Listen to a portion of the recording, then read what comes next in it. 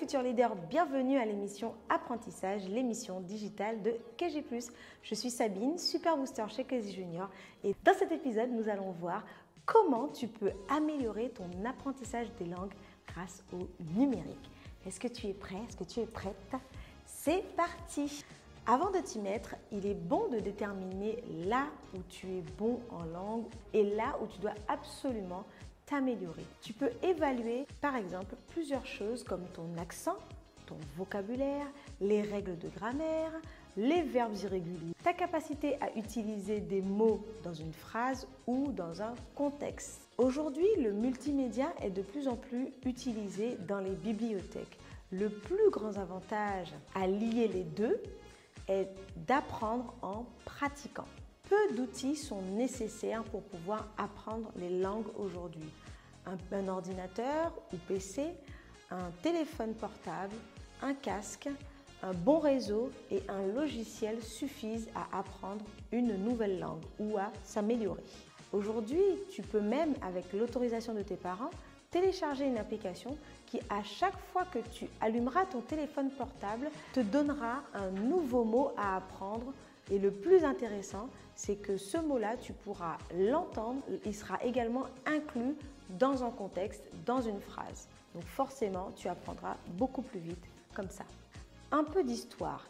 La première langue internationale utilisée en Europe depuis l'Empire romain, et ceci pendant 10 siècles d'affilée, est laquelle selon toi? C'est le latin, bien sûr.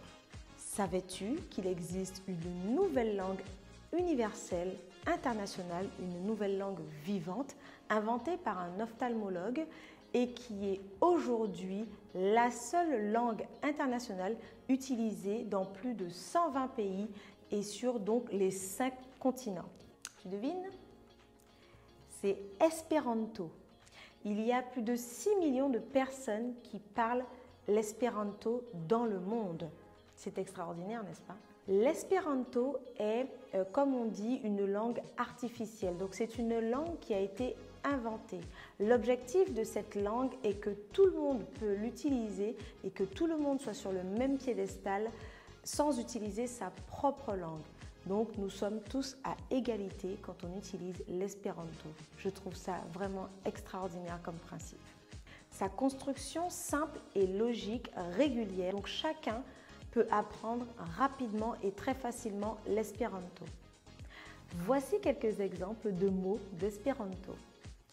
Bella qui signifie beau, lait pour mal bella, lumo pour lumière, mallumo pour obscurité, ami aimé, malami détesté ou encore fermi ou malfermi pour ouvert et fermé. Maintenant, je dois tout de même t'alerter quant à l'utilisation du digital qui fait partie aujourd'hui de notre quotidien. L'utilisation massive du langage SMS, donc par l'abréviation des mots, alterne et nous retarde aujourd'hui dans notre apprentissage, dans l'apprentissage des langues écrites. Il paraît même que l'écriture cursive risque de disparaître d'ici quelques années. Savais-tu qu'aujourd'hui, un lycéen utilise uniquement 1000 mots dans son langage, alors qu'il y a quelques années à peine, il connaissait 6000 mots. Cela nous indique l'importance de la lecture. Aujourd'hui, il est encore possible de lire grâce aux livres numériques, par exemple. Donc, tu peux y penser. C'est déjà l'heure du quiz. La première question que j'ai envie de te poser, c'est: que peux-tu évaluer pour améliorer ton apprentissage des langues? Ton accent et ton vocabulaire, bien sûr. Quelle est la première langue internationale vivante qui a été utilisée pendant 10 siècles? Eh oui, c'est le latin.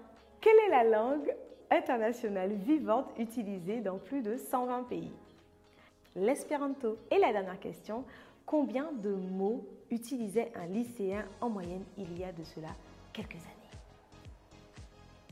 6000 mots.